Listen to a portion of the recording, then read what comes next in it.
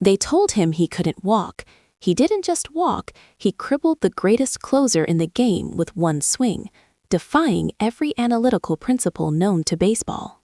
This is not a tale of skill against skill. This is the story of a statistical impossibility shattering a dynasty, wrapped up in the agony of a single injured man.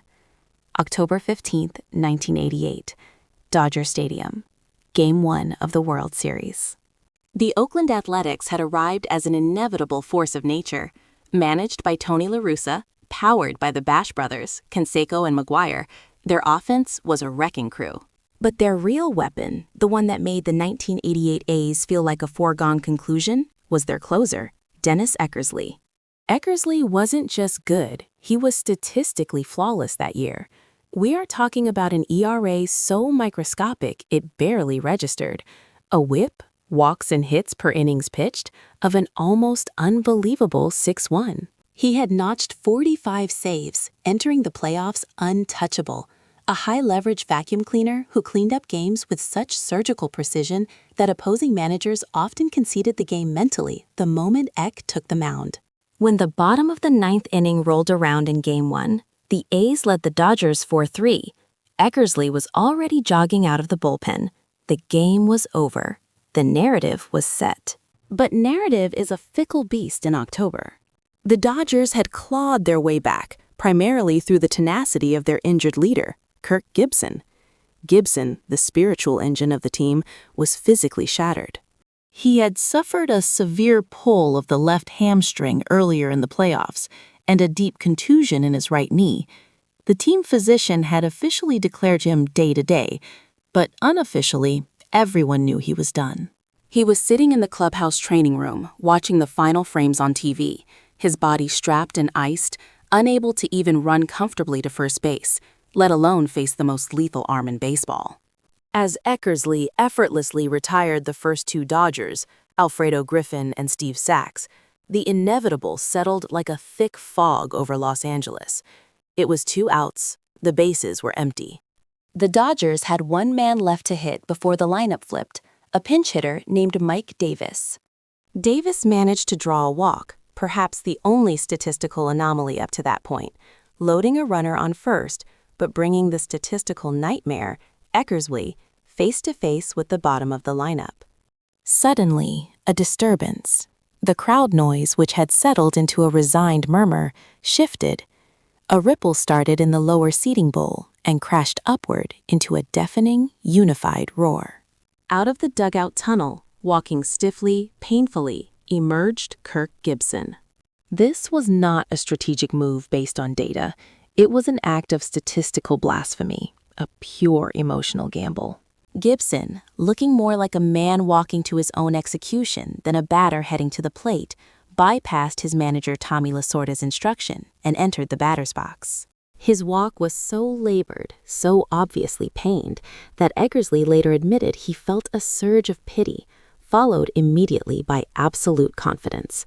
This wasn't a challenge, it was a formality. Eckersley had faced 15 batters since his last blown save in September. Gibson, unable to shift his weight or pivot his hips, was essentially hitting with one leg. The confrontation that followed is baseball mythology, yet it was grounded in a brutal statistical duel.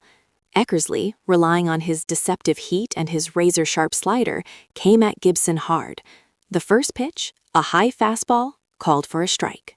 Gibson didn't budge, protecting his hamstrings. Second pitch, Eck threw the trademark back foot slider, which Gibson took for a ball. The count was 1-1. Eckersley went back to the heat, pumping in a 96-mile-per-hour fastball that Gibson fouled off, grimacing visibly after the contact. Now 12. Gibson was on the defensive, just trying to survive. Eckersley knew he had him. He tried to finish him off with the slider, burying it in the dirt. Gibson didn't chase. 2-2. The tension was suffocating. Every breath the 55,000 people took felt synchronized. Then came the mistake. A mistake that, given Eckersley's immaculate statistical profile, should never have been thrown. The moment was too big, the pressure too immense, even for the machine-like closer. Eckersley threw a high fastball to try and freeze Gibson, but it missed outside. The count ran full, 3-2. The A's catcher, Terry Steinbach, signaled for the devastating backdoor slider, the pitch that had made Eckersley invincible all season. This pitch, designed to start outside and slice back over the plate, demands perfect execution. Eckersley delivered, but the slider hung. It didn't break sharply, it floated, a hanging orb destined for disaster, settling right in Gibson's power zone, a tiny window that the injured batter could still reach.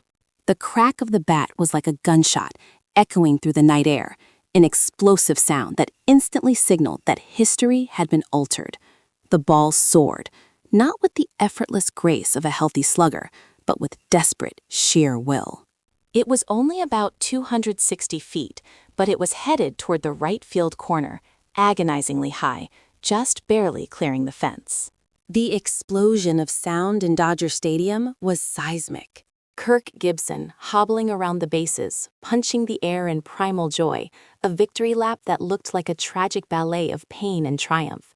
He didn't race, he endured the circuit, touching home plate before being engulfed by his ecstatic teammates. In a year that has been so improbable, the impossible has that one swing, executed by a player operating at maybe 30% physical capacity against a pitcher operating at 100% statistical dominance, changed everything. It took the wind completely out of the Oakland A's sails. The statistical probability of a one-legged pinch hitter hitting a World Series winning home run off a pitcher with a 61 whip is so infinitesimal, it literally serves as proof that the human element can occasionally obliterate the mathematics of the game. The Dodgers rode that impossible momentum, fueled by pure adrenaline and the image of their limping hero, to win the World Series 4-1. Eckersley, the great statistical marvel, had been made human by one man's refusal to accept defeat. The beauty of baseball, unlike any other sport, is its cruel adherence to statistical law, which makes those moments of pure, unadulterated human defiance so unforgettable.